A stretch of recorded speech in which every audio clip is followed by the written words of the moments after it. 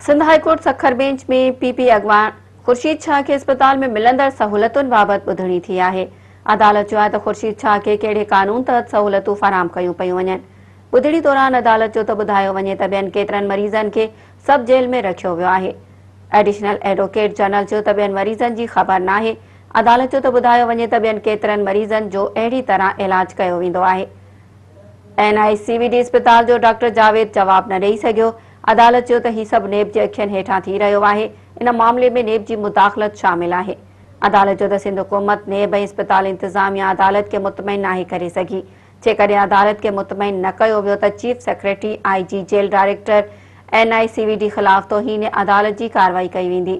अदालत सिंध हुकूमत जेल इंतज़ामिया ऐं अस्पताल इंतज़ामिया खे तफ़सीली जवाब दाख़िल कराइण जो हुकुम ॾींदे केस जी ॿुधणी हिकु हफ़्ते लाइ मुलतवी करे छॾी।